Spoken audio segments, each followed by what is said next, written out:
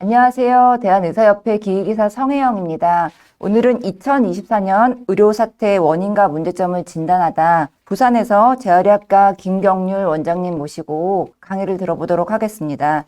유튜버로 활동 중이신 유명 유튜버십니다. 안녕하세요. 네, 안녕하세요.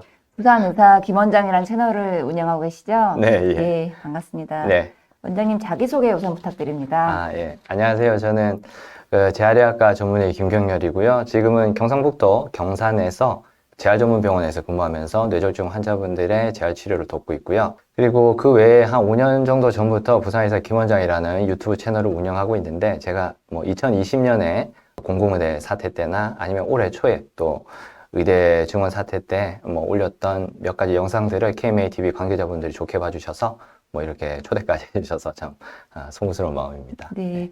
원장님, 그래서 이렇게 소신 발언을 해주셔서 많은 의사분들의 이런 마음을 위로를 해주신 바가 있습니다. 어떻게 그런 것들을 하게 되셨나요? 제가 무슨 소신 발언을 했다기보다는 그 당시에 의사들의 이야기나 이런 게 너무 대중들의 외면을 받고, 그리고 저희 전공의 선생님들이 악마화되고 이런 현상들이 너무 심해서 저뿐만 아니라 다른 의사 유튜버 선생님도 마찬가지겠지만 이렇게 조금이라도 의사들의 그런 진정성, 그런 마음을 좀 알려보고 싶다는 마음에서 영상 제작을 하게 됐습니다. 네, 감사합니다. 오늘 또 두 번째 뵈니까 더욱 편안하시고 네. 좀 이렇게 너무 부담 없이 진행해 보도록 하겠습니다. 네. 김 원장님은 이제 수년 전부터 의료 정책의 문제점을 분석한 영상을 많이 올려주셨었습니다. 2024년 2월 정부의 의대 정원 발표 이후에도 냉철한 분석을 하신 영상을 많이 올려주셔서 주목을 받고 있습니다. 정부의 졸속 정책, 즉 2025년부터 의사 수를 5년간 매년 2,000명 증원을 하겠다라고 정부가 발표를 했는데요.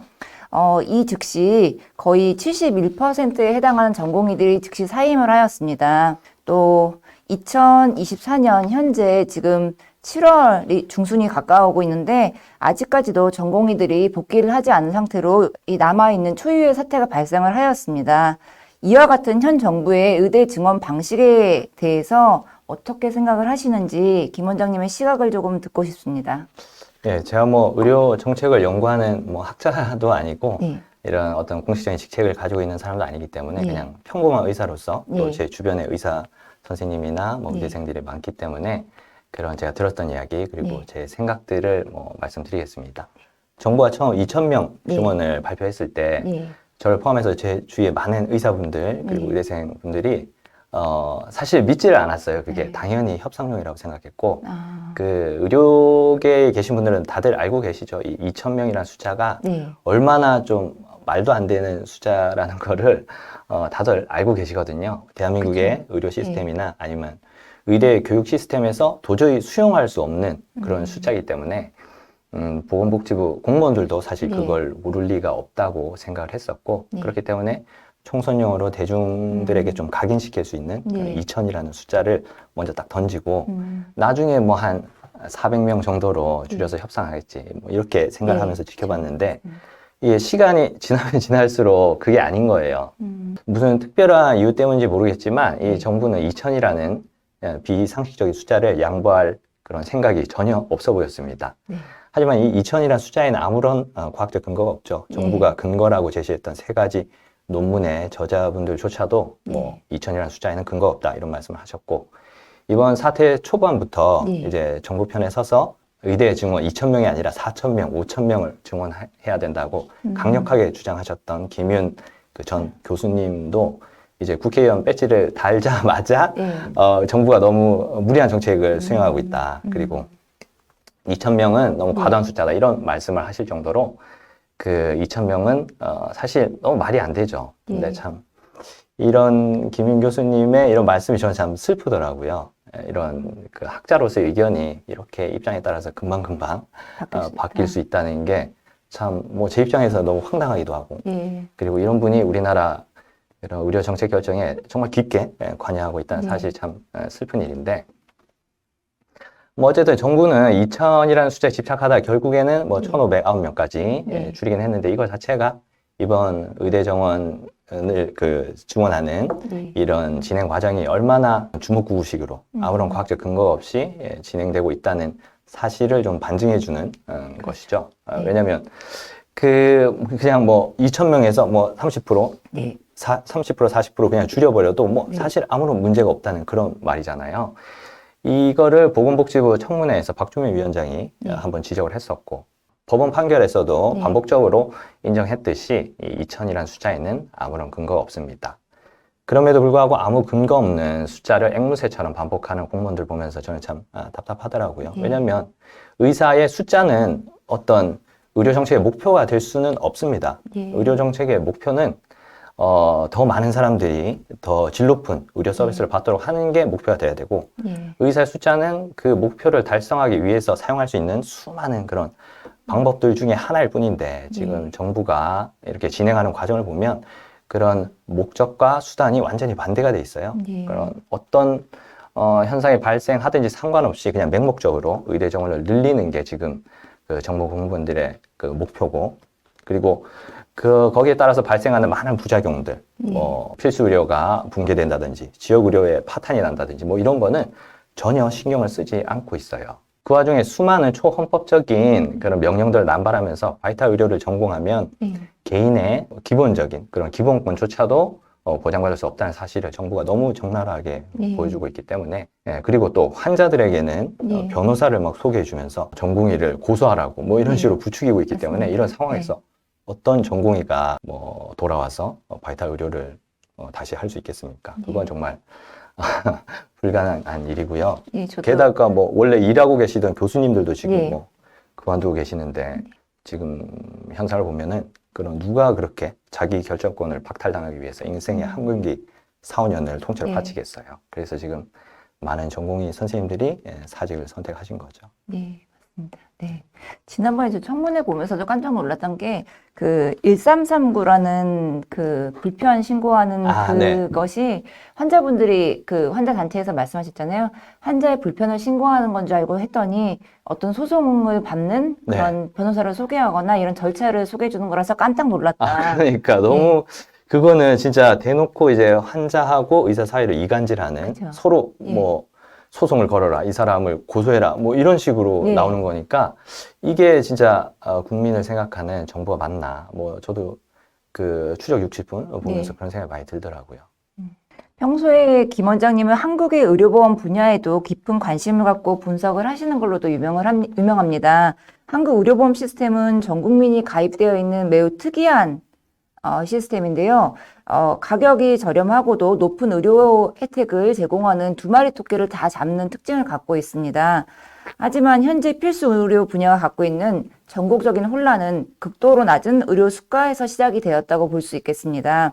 이와 같은 한국의 의료 수가 시스템을 바라보는 김 원장님의 시각은 어떠하신지, 또 문제점이 어떤 것인지 좀 분석을 부탁드리겠습니다. 예, 뭐 다들 알다시피 여태까지 우리나라에서는 뭐 다른 OECD 국가들과 비교해서 훨씬 저렴하고 빠르게 전문의 진료를 볼 수가 있었죠. 이건 사실 대부분 국민 여러분들이 인정하실 거예요. 오죽하면 뭐 해외 교포분들이 비행기를 타고 와서 국내에서 의료 쇼핑을 한 다음에도 뭐 비행기 값이 남을 정도니까. 세계에서 유례가 없는 이런 시스템이 가능했던 건 사실 한국 의사들이 적은 돈을 받고 많은 일을 했기 때문입니다.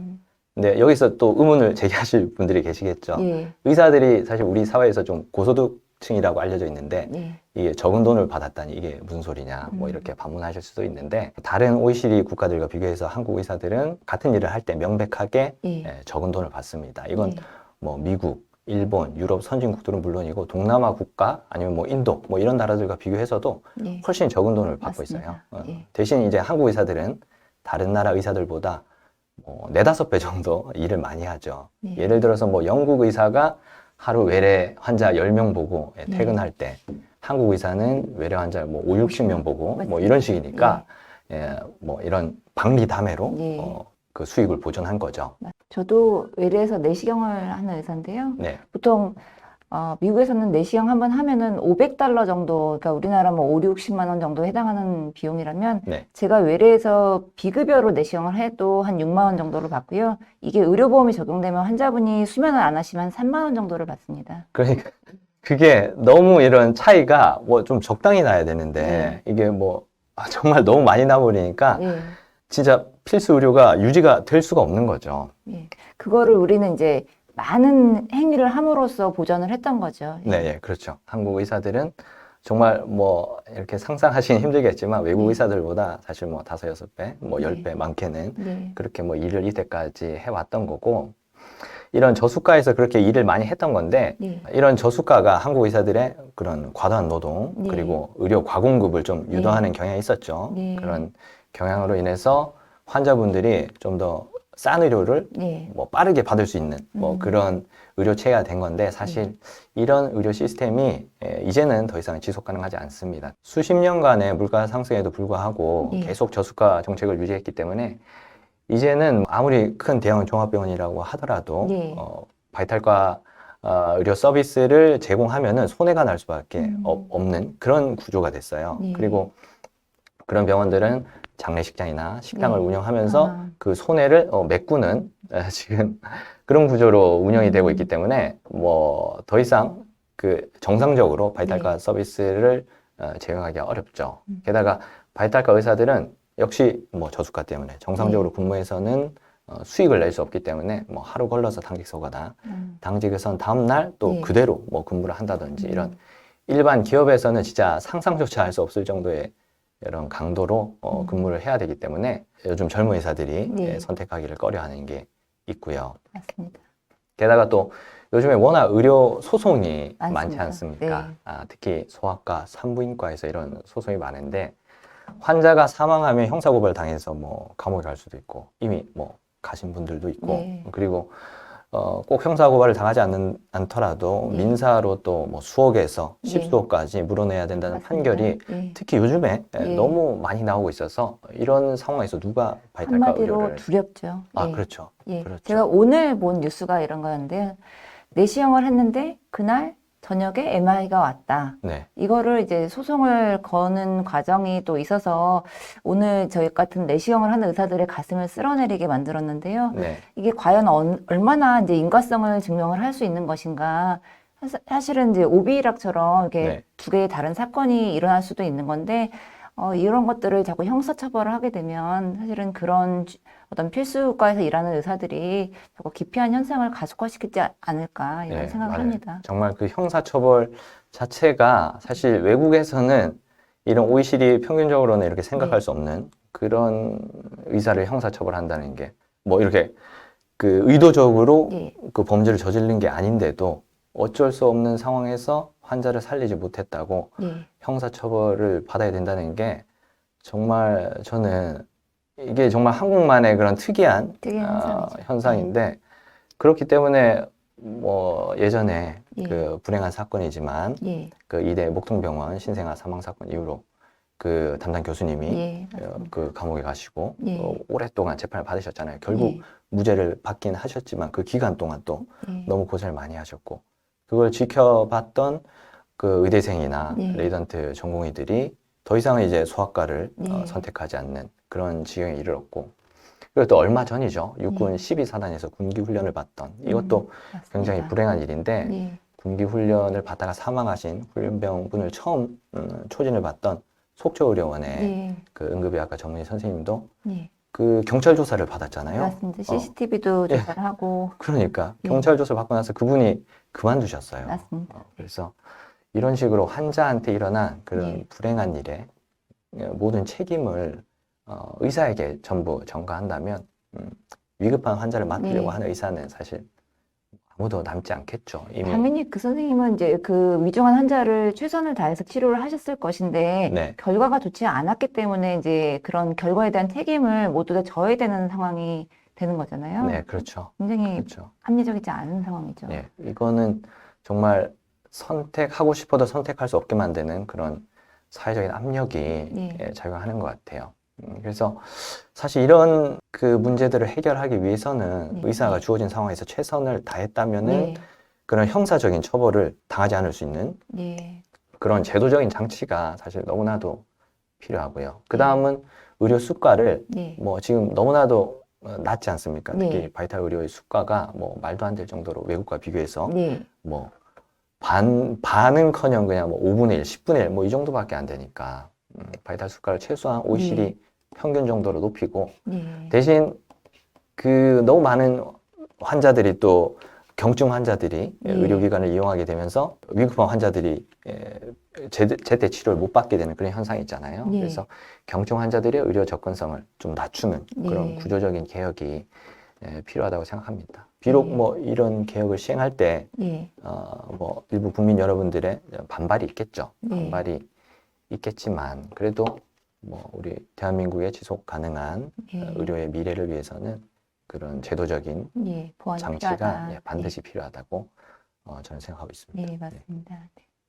얼마 전에 응급의학과 교수님께서도 그런 말씀을 해주셨어요. 응급의학과가 이제 힘든 이유가 경증, 중증이 아닌 환자들이 너무 많이 응급실을 이용한다. 이런 것들을 제한을 해야 된다. 같은 맥락의 얘기신 것 같습니다. 그렇죠. 그게 이번 사태 초반에 사실 어느 정도 응급실 이용이 줄어들면서 경증 환자분들이 좀 줄었다가 다시 예전으로 돌아갔거든요. 근데 이게 뭐 사실 정부가 제대로 계속 홍보하고 그 제도를 그런 식으로 이제 하면은 충분히 할 수 있다는 걸 사실 이번 사태 초반에 보여줬어요. 경증 환자가 확실히 줄어든 그런 모습을 그렇게 줄어들므로 해서 중증 환자분들이 좀 더 빠르게 치료를 받을 수 있는 그렇게 의료 전달 체계가 갑자기 이렇게 정상적으로 좀 잠깐 됐었다가 다시 예전으로 돌아갔죠. 그래서 사실 뭐 의사의 증언, 의대의 증언보다는 그런 쪽으로 더 정부가 노력을 기울여야 하지 않나 뭐 그런 생각이 들고 있습니다. 네, 맞습니다.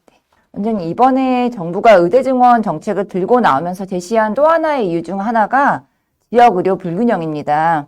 하지만 이것은 의료만의 문제가 아니라 지방 도시 소멸, 지역 인프라 부족, 지역 내 인구 감소로 인한 사회적인 현상이라고 볼 수가 있겠습니다.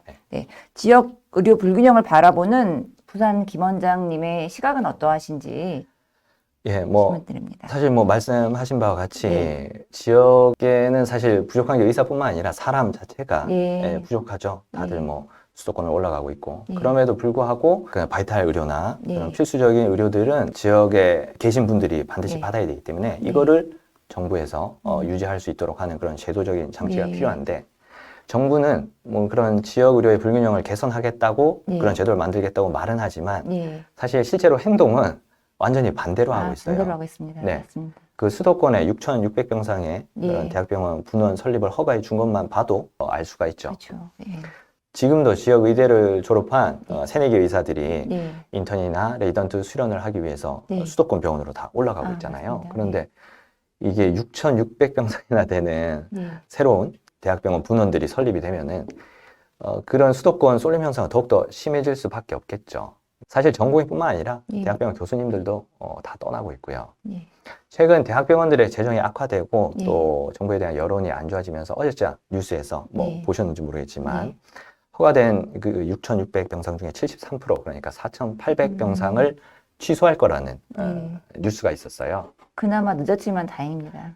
근데 사실 이것도 뭐 어떻게 될지 모르죠. 그렇게 뉴스가 나왔지만 나중에 또 진행이 될 수 있는 거고 애초에 뭐 정부의 의도는 지방 의료를 살리겠다 이런 의도가 없다는 거를 명확하게 알 수가 있어요. 무분별한 정책이 이제 추진되었다는 것을 반증하는 결과겠죠. 그렇죠.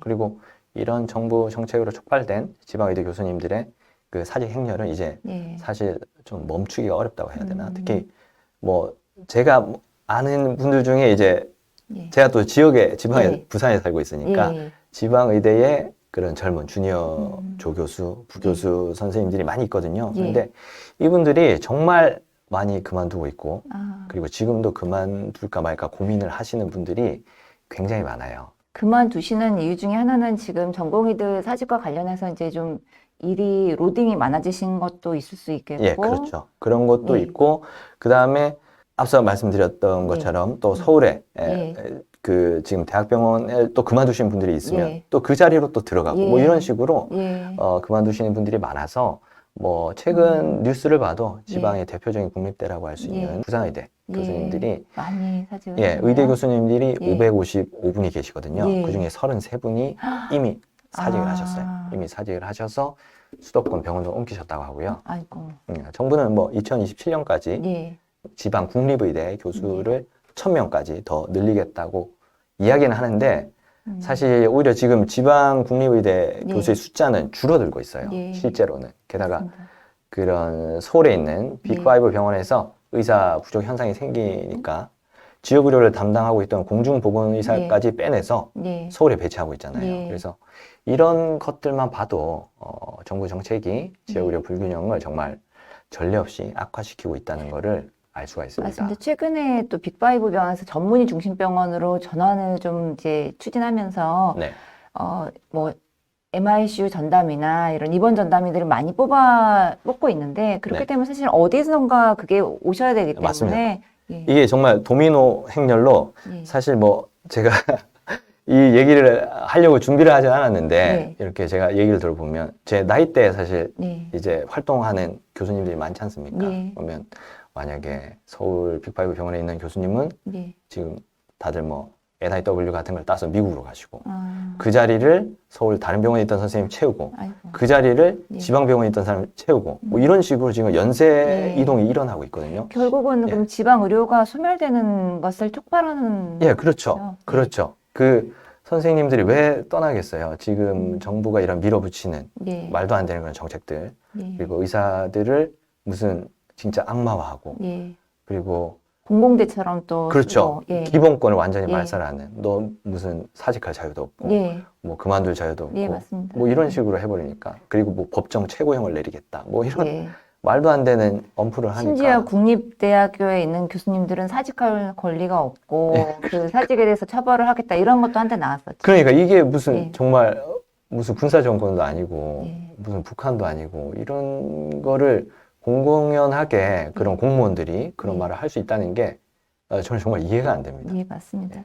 그것도 어떤 원칙이 있는 게 아니라 공무원들의 머릿속에서 나오는 얘기일 예, 뿐이었던 그렇죠. 거죠. 예. 법에 따라서 이렇게 집행되는 그런 게 아니고 예. 정말 그런 우리 헌법에 보장된 예. 그런 직업 선택의 자유 그거를 제한하겠다 뭐 이런 식으로 얘기해 버리니까 뭐 할 말이 없어요. 그냥 상식 자체가 통하지 않는 거죠. 예, 맞습니다. 이번에 정부가 의대 증원 정책을 들고 나오면서 제시한 두 번째 이유 중에 하나가 소위 필수 의료 살리기 정책입니다. 하지만 허울만 좋은 필수 의료 패키지는 실질적으로 많은 문제점을 내포하고 있는데요. 필수 의료 패키지의 문제점을 분석한 영상을 올려주신 바가 있습니다. 네, 원장님이 분석하신 필수 의료 패키지의 문제점은 무엇인지 말씀을 좀 들어보고 싶습니다. 아, 예. 사실 뭐 의료는 모든 과가 필수적이기 때문에 예. 필수 의료라기보다는 생명과 직접적으로 연관되는 바이탈 의료라고 우선 말씀을 드리겠습니다.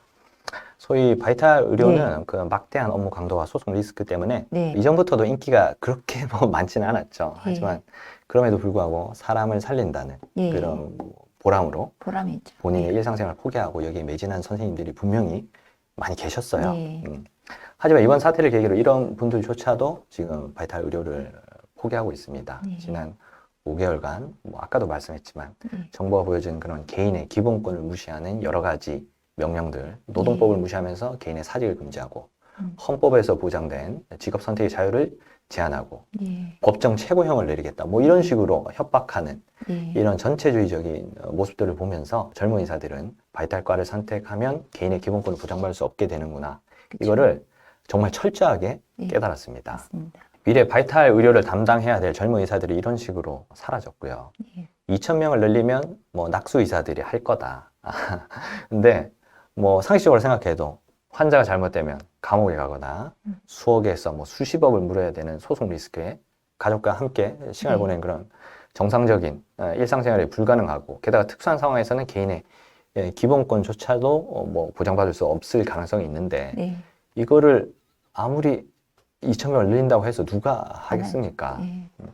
얼마 전 백분 토론에서 네. 그 경실련의 송기민 네. 보건의료위원장이 환자가 사망하며 의사를 형사 처벌해야 된다는 요지로 말도 안 되는 얘기를 했죠. 예. 그런 발언을 하시더라고요. 그런데 결국은 이런 분들 때문에 네. 우리 바이탈 의사들이 사라지는 거겠죠.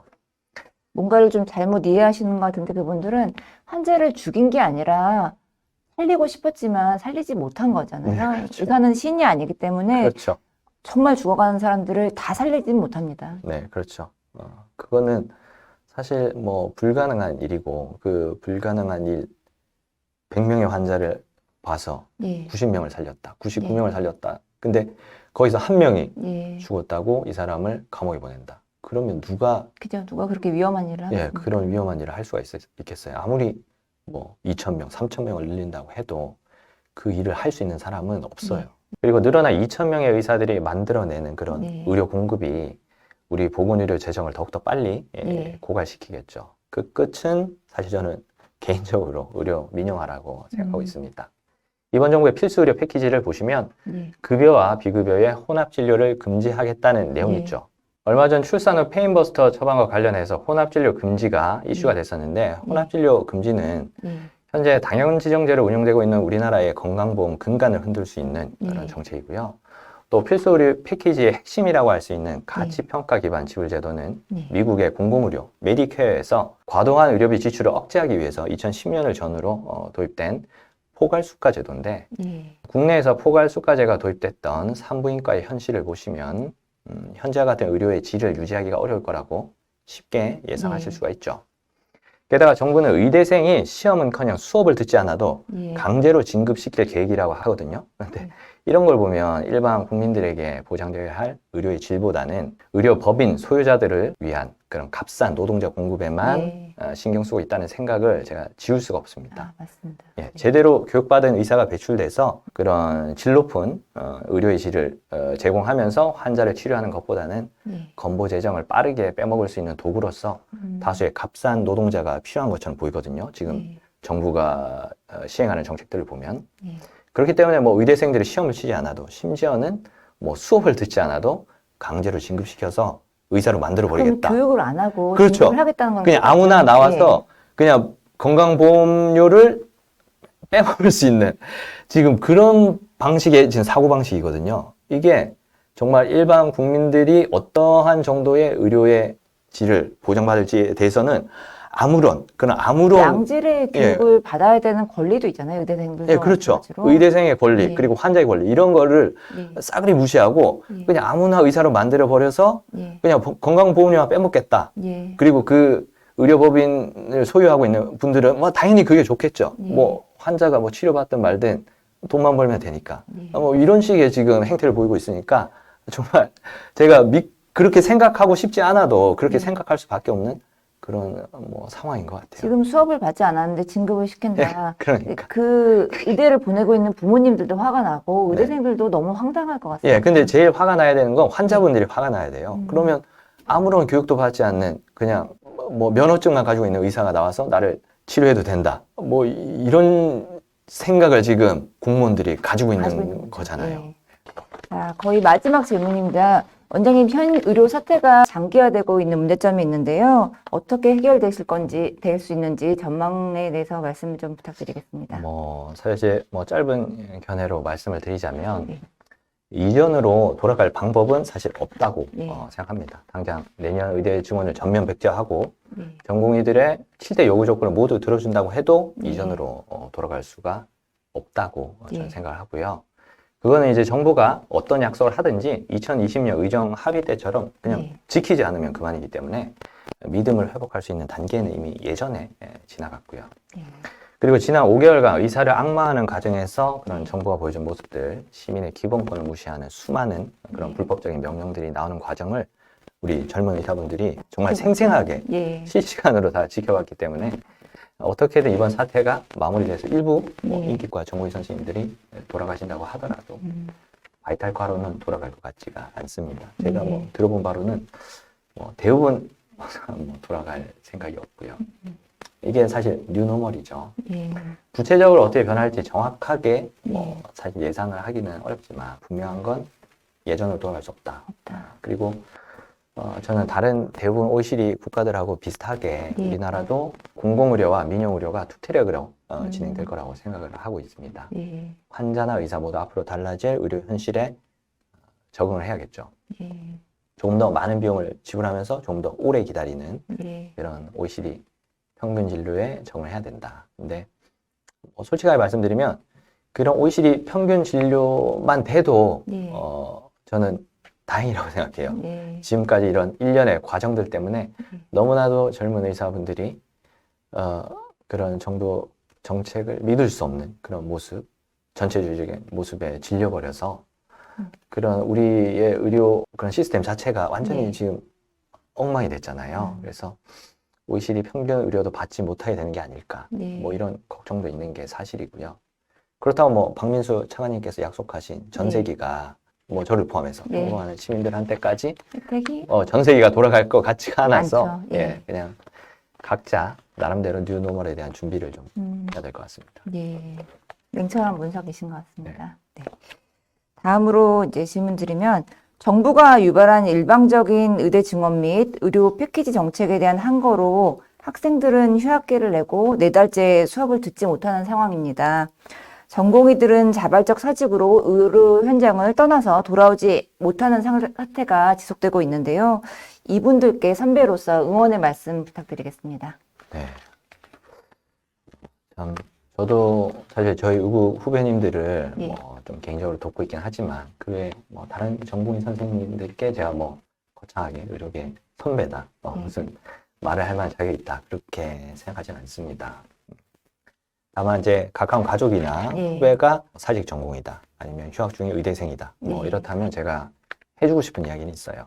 이게 아까 뭐 말씀드렸듯이 저는 지금 재활병원에 근무를 하고 있거든요. 그런데 저희 병원 옆에 또 요양병원이 있습니다. 예. 거기 선생님들하고 뭐 가끔씩 예. 식사를 같이 하는데 그 요양병원에 저보다 연배가 있으신 50대 산부인과 전문 예. 선생님이 계세요. 예. 그 남자 산부인과 선생님인데 그분하고 회식을 하다가 예. 그분이 소주를 한 잔 드시더니 아 드디어 끝났다 이렇게 예. 말씀하시더라고요. 그래서 제가 뭐가 끝났어요? 이렇게 물어보니까 참 그동안 산부인과 진료 관련해서 소송 걸려있던 게 예. 여러 개 있었는데 아이고.